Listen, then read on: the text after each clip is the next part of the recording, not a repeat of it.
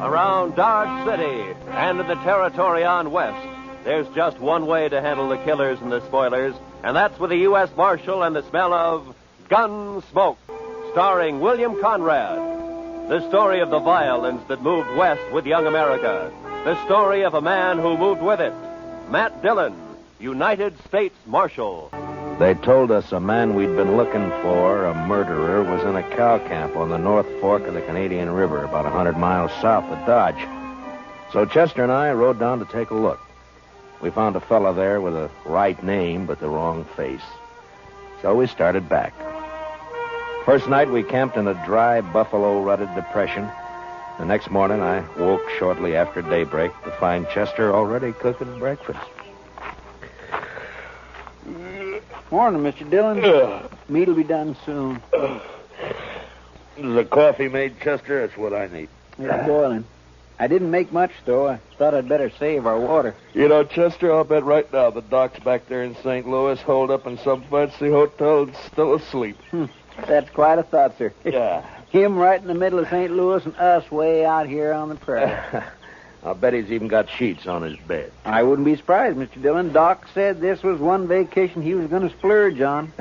He's riding the Santa Fe both ways. Huh? Well, meat's done. I cleaned off this rock here to cut it on. Oh, good.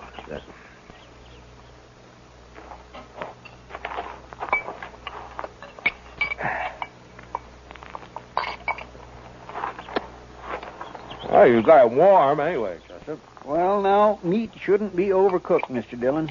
That takes the taste clean out of it. Now, then we ought to be able to taste everything about this steer. Eggman's disappointment. How's that, Mr. Dillon? Never mind, Chester. How come you woke up so early this morning? Oh, I always do. Seems as soon as it gets daylight, my feet start to sweat, and then I just got to get up. Well, that's as good a reason as any, I guess. Wow. Looks like we got company, Chester. What? Oh. Where? Right out there, heading straight for us. Oh, yeah. Some cowboy, probably. I don't know. He doesn't ride quite like a cowboy. Why, it's just a kid, Mr. Dillon. Yeah, it sure is. Sure needs a haircut. What? Say, Mr. Dillon, it's a girl. Now, what could she be doing out here? I'm carrying a rifle, too. Well, get on, miss, and have some coffee. Who are you, mister? Hi, this is Chester Proudfoot, and I'm Matt Dillon. How do you do? You rustlers or what? Not exactly. I'm the U.S. Marshal out of Dodge, ma'am. U.S. Marshal? Oh, that's good. It is? Why? I need help, Mr. Marshal. My daddy's awful sick. Sick? Well, where is your daddy? We got a homestead about a mile over that rise back there. Oh, what's he sick with? It's his leg, Mr. Marshal. A horse threw him and his saddle both in the corral, and then it stepped on his foot. And now his whole leg's all funny. He's got a fever, too. Mr. Dillon, that sounds like it. Yeah, I know, Chester. Tell me, miss, when the horse stepped on him, did it cut his foot, break the skin anywhere? Just a scratch. Tore his boot off, though. Oh. Please, Mr. Marshal, please come see him. I'm scared, the way his leg is and everything. Well, sure we'll come. Your mother with him now? I don't have a mother, Mr. Marshal. Oh. Well, then, what are you doing out here if your daddy's sick? We ran out of meat about 3 days ago, and I don't have anything to feed him. Oh. All right. Chester, I'll ride back with... what is your name, anyway? Tara Hantry. Oh. I'll be 16 next January. Well, that's fine. We'll go back to the Hantry place, Chester. You scout around for some meat. All right, sir. And if you don't find any antelope, shoot the first calf you see. Anybody's calf. I'll do it, Mr. Dillon.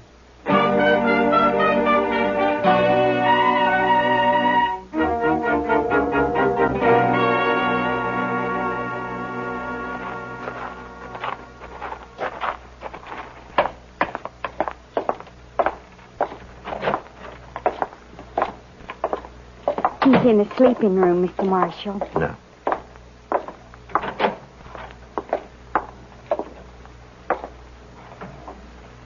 Daddy. Daddy, I found a man, and he's going to help us. And, Daddy, he's a marshal, a U.S. marshal. Matt Dillon, Mr. Hendry.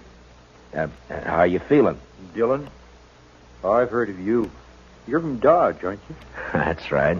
Well, Marshal, I ain't feeling so good. My foot don't hurt no more, but it and my leg is all sort of, well, it ain't pretty. I don't know much about these things, but maybe I better take a look at it anyway, huh? Sure, Marshal. There she is. All right, you can cover it up. I was in the war, Marshal. I know what gangrene is.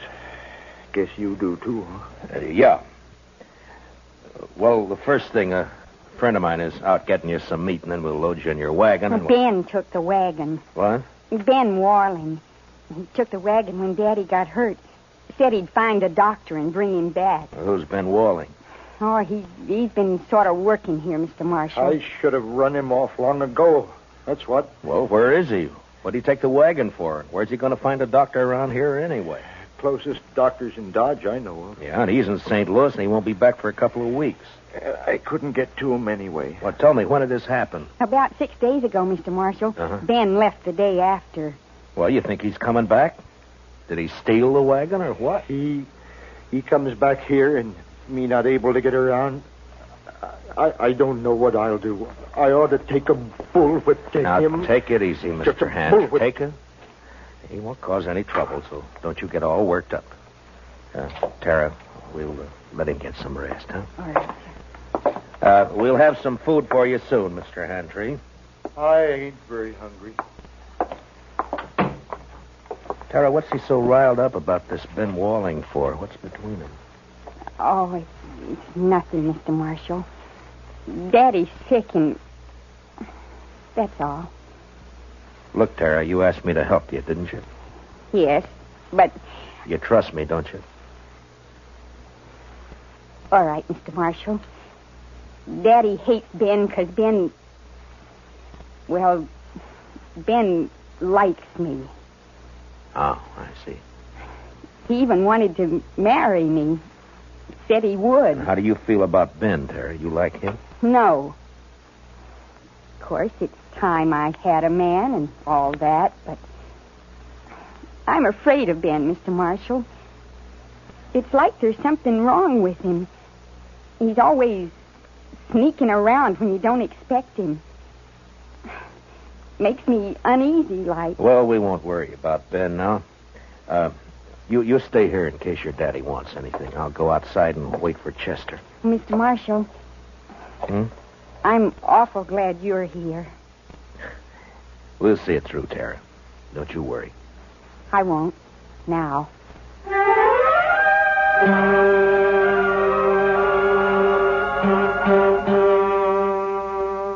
I went outside and walked over to the small corral that stood nearby. There I rolled a smoke and looked out across the flat distances of the prairie. And I wondered how anyone could survive in all that emptiness. Hantry lying on his bed back there in the house. He wouldn't survive. The prairie had got to him all right. And its vast loneliness had put him out of reach of any help. And Tara, what could she do out here in this endless land of grass? I was glad to get my mind off it when Chester rode in with an antelope across his saddle.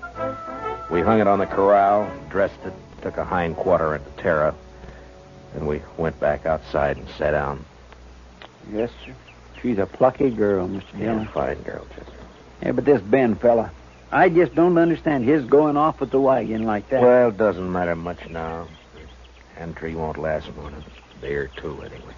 It's that bad, is it? Yeah, blood poisoning, Chester. As soon as it reaches his heart, he's done for. Well, isn't there any way to stop it? Yeah, sure.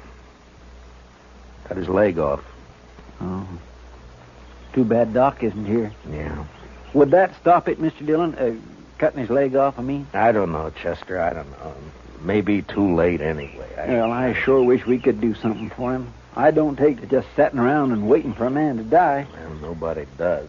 It isn't right somehow. That poor fella and Tara. Why, Mr. Dillon, that girl will go crazy out here all alone. All right, Chester. What do you want me to do about it? I'm not a doctor. Now, shut up. Well,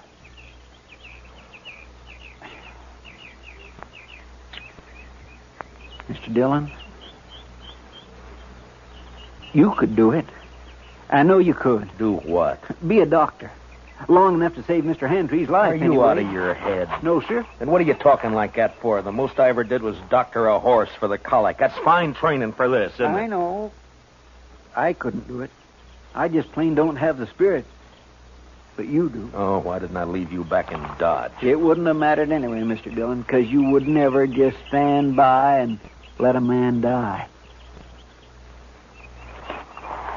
Let's go talk to him, Chester. Yes, sir, Mr. Dillon.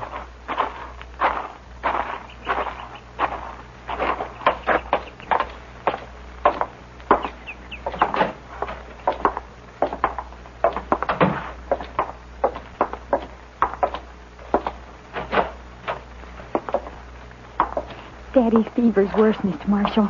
I'm going to get some more water. Yeah.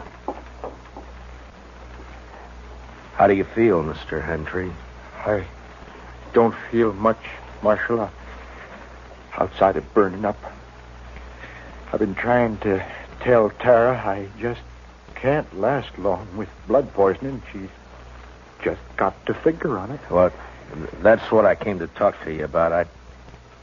I guess you know the only thing that'll give you a chance. I know. I've been thinking about it. But I couldn't ask any man to do that. You didn't ask me. Well, it's up to you, Mr. Hantry. I'll try it if you're willing. Only thing is, I won't know much about what I'm doing. I seen it done in the Union Army, Marshal. I could tell you some things. All right. The only thing is, Marshal, I don't know I'd be much use around here with one leg. Well, you'll have to decide that for yourself. I know. You could move to town, Mr. Handtree, you and Tara. That's it, Tara. If it was just me, I wouldn't do it, but I can't leave Tara alone. Now, if I can help it, I can't. All right, Marshal. Let's do it. You're a brave man. No, Marshal. I just don't have any choice. Come on. Let's get it over with. You got any liquor in the house? There's a jug of corn out in the kitchen. Get it, Chester. You can start drinking it while we're getting everything else ready. Tell Tara to start boiling a lot of water. Yeah. I'll talk to her in a few minutes. I'll be right back. Now, I want you to tell me everything that you know about this, Mr. Handry. First, I'll tell you what you'll need. Mm-hmm. There's a straight iron out by the corral somewhere. Yeah. You can heat it in the main room fireplace. Right. Now, what else? Tara will find some cloth for bandages. And the rest of the stuff you can get in the kitchen. Uh-huh. The only thing worrying me is what'll we use to tie off the arteries with? Plain thread won't hold. Well, maybe some thin strips of rawhide. No, they'd soak through. You got to have something. I know. At least I think it'll work. What about horsehair? Oh, that's it, Marshal. Pull it off the tail. It'll work fine. Here's the jug, Mr. Handtree, and I brought you a cup, too. Pour me some. I want to get good and drunk. Here you are, Mr. Handtree. Thanks.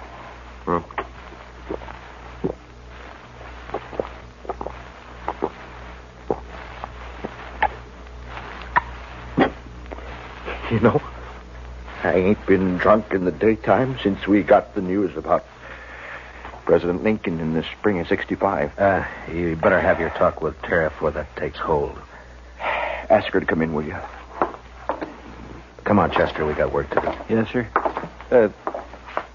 Good luck, Mr. Handtree. Thanks. Well, Marshal. Yeah. Marshal, I'll try to make it easy for you. Yeah. Sure.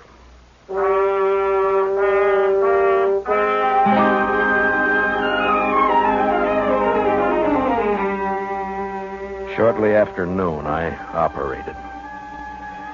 Whether it was the corn whiskey or his own hard courage, I don't know, but Hantry never whimpered. Chester stood outside the door and brought me whatever I needed. Tara waited in the kitchen, boiling more water and thinking her own thoughts. Maybe it was harder on her than any of us. And toward the end, Hantry mercifully passed out. When I'd finally finished bandaging him, I was kind of faint myself. I'd done everything I could. I just hoped I'd done it right. How is he, Mr. Dillon? You'll have to clean up in there, Chester. I've got to get outside for some air. Yes, sir, I'll do it. And put that fire out. It's hot enough around here. I don't know how you did it, Mr. Dillon. Tara? Tara, will you come on outside for a while?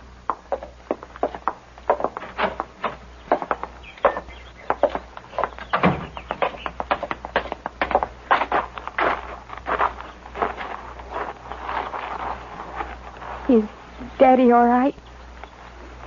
Is he all right, Mr. Marshall? It's all over, Tara. We'll just have to wait and see now.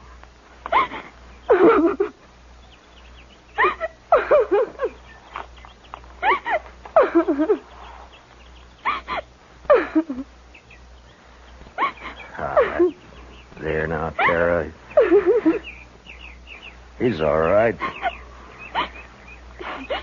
I'm sorry, but it took so long. I thought you'd never finish. He didn't feel much, Tara. The corn liquor worked fine. Fine. Will he get well now? Well, I hope so, Tara. I hope so. Mr. Marshall, are you going to wait and see? Oh, now, Tara, you don't have to worry about that, Chester, and I'll be here as long as you need us. I just wanted to be sure.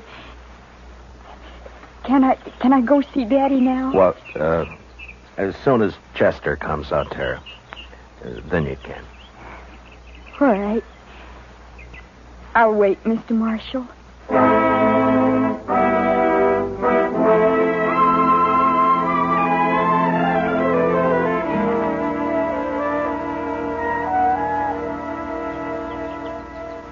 It beats me, Mr. Dillon, how he can just lay there so quiet and peaceful. It's only been 4 or 5 hours, Chester. The liquor hasn't worn off yet. He drank nearly the whole jug.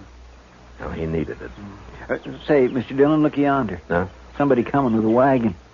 Oh, yeah. It's probably that Ben Walling they were talking about. I'll bet that's who it is, all right. Wonder what he'll have to say for himself. Ah, you'll think of something, Chester. His kind always do. You recognize him? No, sir. Do you? No, I never saw him before.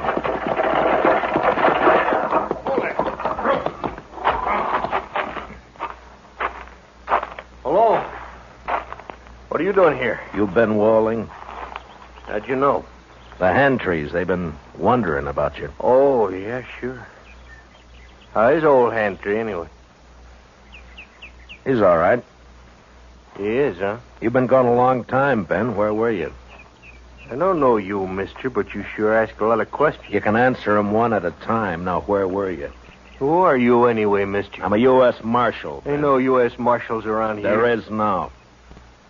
Generally, I'm in Dodge. Your name Dillon? It is.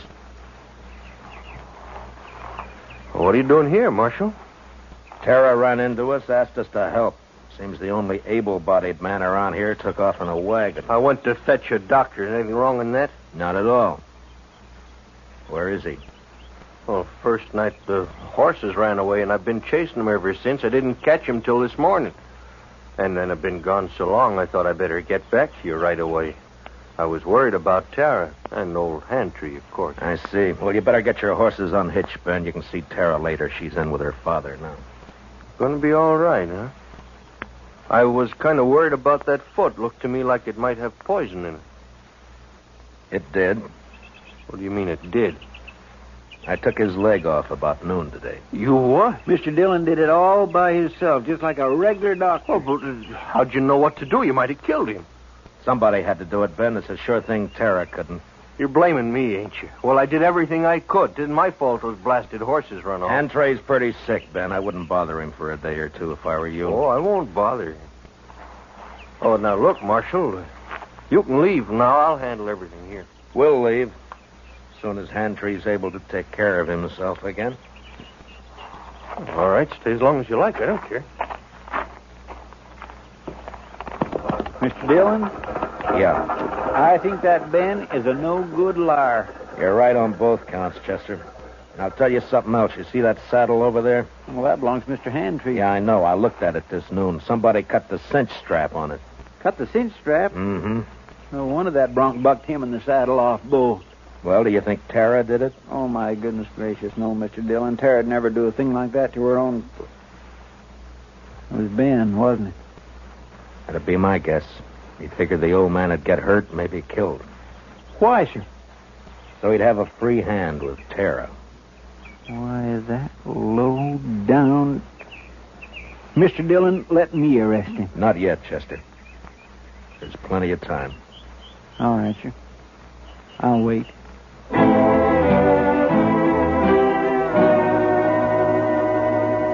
There wasn't as much time as I figured. Hantree had a bad night, and by morning he was so weak he couldn't lift his head.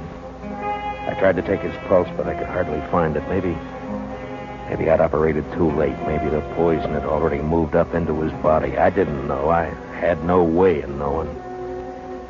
So there was nothing to do now but wait. Want some more coffee, Mr. Dillon? Yeah, thank you, Chester. We'll fill it up, huh?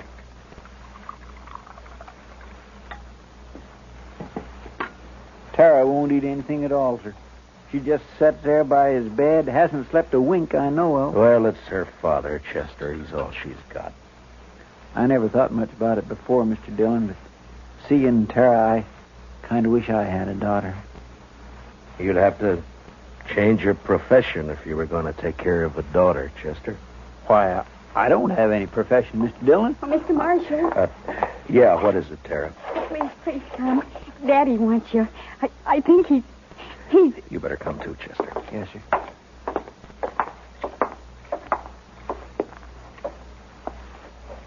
It's Matt Dillon, Mr. Hantree. Can you hear me? Marshal, I can't hold out no more. Now, don't say that. You keep fighting, man. You'll pull through. No, Marshal. I'm going to die. Oh, Daddy. Tara. It's about Tara, Marshal. Don't leave her here. Ben Walling, he's no good. He'll try to keep her. Now, don't you worry about Ben Walling, Mr. Hantree. I promise you he won't get anywhere near Tara. Now or ever. Thanks, Marshal. He's a bad one. Tara can't stay here alone. She can't work this place. It's a bad way to die. Not knowing. Now, I want you to listen to me. Listen to me now. Yeah? I promise you something else, too. I'll take care of Tara. I'll see she's all right. I'll see she's cared for. Now, I promise that. I thank you, Marshal. I sure. Where's Tara? Daddy, I'm right here. Daddy. Tara. Come on, Chester. Daddy. Daddy.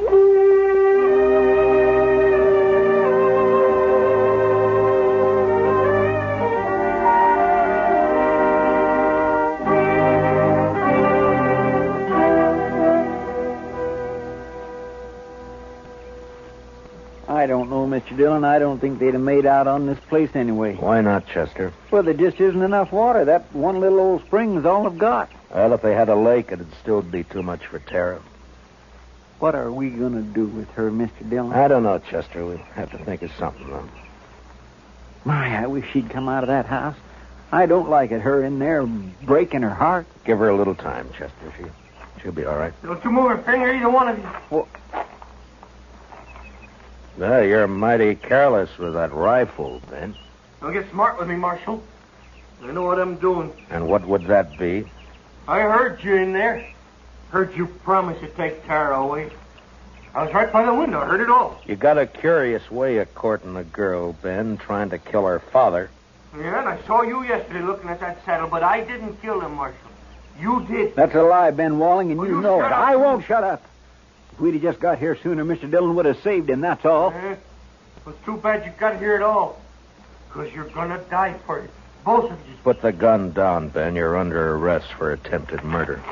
You stay right where you are, Marshal. You know, I have an idea you've smelled powder before, Ben, and that you're afraid of it. Marshal? I have an idea that's why you tried to get hand-tree like you did instead of facing it. Stop there. And right now you wish you didn't have that rifle at all, don't you, Ben? Because I might have to shoot you for it, huh? No, don't, Marshal. Give me that. You all right, Mr. Dillon? He didn't even try, Chester. Rifle went off when I knocked it aside. That's all. He was scared to death. Well, I didn't feel exactly comfortable. Well, tie him up and keep an eye on him. I'll go see Tara. Yes, sir, Mr. Dillon.